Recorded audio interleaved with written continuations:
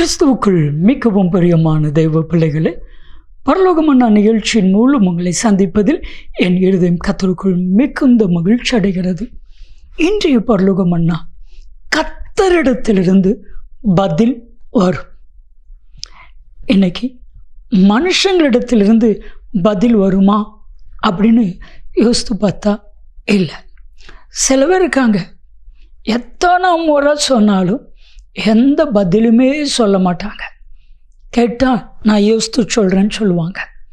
ஆனால் வேதம் என்ன சொல்லுகிறது? சங்கீதம் 3வது சங்கீதம் 4வது வாக்கியத்தை நீங்கள் வாசித்து பாருங்கள். நான் கர்த்தரை நோக்கி கூப்பிட்டேன், பரலோகத்திலிருந்து தேவன் எனக்கு பதில் கொடுத்தார். என் அன்பு தேவ பிள்ளைகளை, பரலோகத்தை நோக்கி கூப்பிட்டு பாருங்க. ஆண்டவரே, எனக்கு இந்த காரியத்தில் உதவி செய்யும். அடுத்த நிமிடம் பரலோகத்திலிருந்து பதில் வரும். கலங்காதே, நான் இருக்கிறேன். கவலைப்படாதே, நான் உனக்கு உதவி செய்வேன். கலங்காதே, நான் எல்லாம் பார்த்துக்கொள்வேன். பதில் வரும். என் அன்பு தெய்வ பிள்ளைகளை, இன்னைக்கு மனுஷங்கிடத்துலேருந்து பதில், அது கெட்ட பதிலா நல்ல பதிலா அப்படின்னு சொல்லி நம்ம யோசித்துட்டு இருப்போம். சரியா? ஒரு காரியத்தை நம்ம செய்கிறோன்னா அதுலேருந்து அந்த ரிப்போர்ட், அந்த பதிலை கேட்குறக்கு அவளோடு கூட இருப்போம். ஒரு சகோதரர் சொன்னால், பிரதர், டெஸ்ட் பண்ணியிருக்கிறேன், கிட்னியில் ப்ராப்ளம்னு சொல்லியிருக்கிறாங்க. என்ன பதில் சொல்ல போகிறாங்களோ எனக்கு தெரியலை, எனக்கு ரொம்ப பயமாக இருக்குது.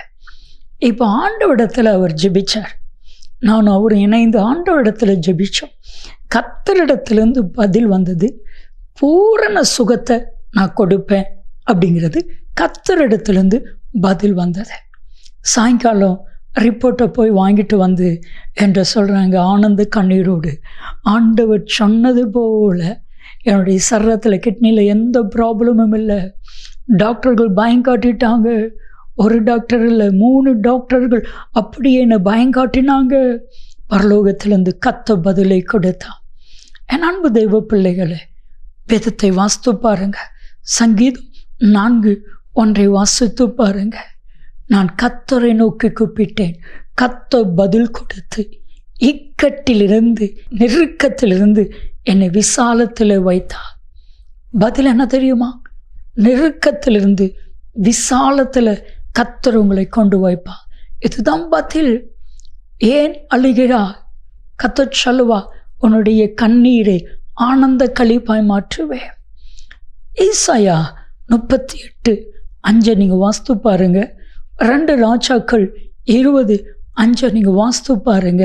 வேதம் சொல்லுகிறது, எசேக்கியா சவுறுபுறமாய் திரும்பி கண்ணீர் சிந்தி கர்த்தரை அழுகிறான். ஆண்டவரே, நான் உமக்கு முன்பாக உண்மையும் உத்தமமாய் இருந்தேன் அல்லவா? ஆண்டவர் சொல்லுகிறா. நீங்கள் யோசித்து பாருங்க. 2 ராஜாக்கள் 23 பதில் 5வது வசனம். நான் எசேக்கியாவுடைய கண்ணீரை கண்டேன், அவனுடைய விண்ணப்பத்தை கேட்டேன். நீ என் அதிபதியாகிய எசேக்கியாவிடத்தில் போய் சொல், நீ சாவது இல்லை, உன்னுடைய வாழ்நாளில் 15 வருஷத்தை கூட்டி கொடுத்தேன். பதில் வந்தது. உடனே பதில் வரும். கர்த்தரிடத்தில் மட்டும் கூப்பிட்டு பாருங்க, நிச்சயமாக பதில் வரும். சில காரியங்கள் நிறைவேறுவதற்கு தாமதமாக இருக்கலாம், ஆனால் பதில் உடனே வரும், உடனே வரும். ஒரு முறை இயேசு கிறிஸ்துவுக்கும் ஒரு கானானிய ஸ்திரீக்கும் ஒரு வாக்குவாதம். அந்த கானானிய ஸ்திரீ இயேசுவிடத்தில் உதவி கேட்கிறாள். இப்போ இயேசு சொல்கிறாரு, இஸ்ரவேல் வீட்டுக்கு தான் நான் அழைக்கப்பட்டிருக்கிறேன், நான் வந்தேனே தவிர மற்றபடி அல்ல. இவ விடலை. மறுபடியும் இயேசு சொல்கிறாரு, பிள்ளைகளுடைய அப்பத்தை எடுத்து நாய்க்குட்டிகளுக்கு போடுகிறது நல்லதல்ல. அவள் சொன்ன ஆன்சர் என்ன சொல்லுமா? உண்மைதான் ஆண்டவரே, ஆனால் அந்த பிள்ளைகள் சாப்பிட்டது போக மீதி இருக்குமே, அது நாய்கள் சாப்பிடுமே. உடனே பதில் வந்தது. மத்தேயு 15:28 நீங்கள் வாசித்து பாருங்க. ஸ்திரீயே, உன் விசுவாசம் பெரியது, நீ விரும்பினபடி உனக்காக கடவுது. இன்னைக்கு உங்களை பார்த்து உங்களுடைய ஜெபத்திற்கு கர்த்தர் பதில் கொடுக்கிறார். நீங்கள் என்ன விரும்பினீங்களோ அது உங்களுக்கு நடக்கும்னு கர்த்தர் சொல்லுகிறார். ஜெபிக்கலாமா? அன்பின் பரலோக பிதாவே, உம்மை துதிக்கிறோம், ஸ்தோத்திரிக்கிறோம் ஆண்டவரே. ஆயிரமான கேள்விகள், $1,000,000 கேள்விகள், அத்தனை கேள்விக்கும் நீர் பதில் கொடுக்கிற தேவன். பரலோகம் பதில் கொடுக்கிறது. இவர்களுக்கு பதிலை எதிர்பார்த்திருக்கிற இவர்களுக்கு பதிலை நீர் கொடுப்பீராக. இயேசு கிறிஸ்துவின் நாமத்தில் ஜெபிக்கிறோம் ஜீவனுள்ள பிதாவே. ஆமென், ஆமென். உங்கள் கொஸ்டினுக்கு எல்லாம் பதில் வந்தது. நன்மையும் கிருபையும் ஆசீர்வாதங்களும் நிச்சயமாய் உங்களை தொடரும்.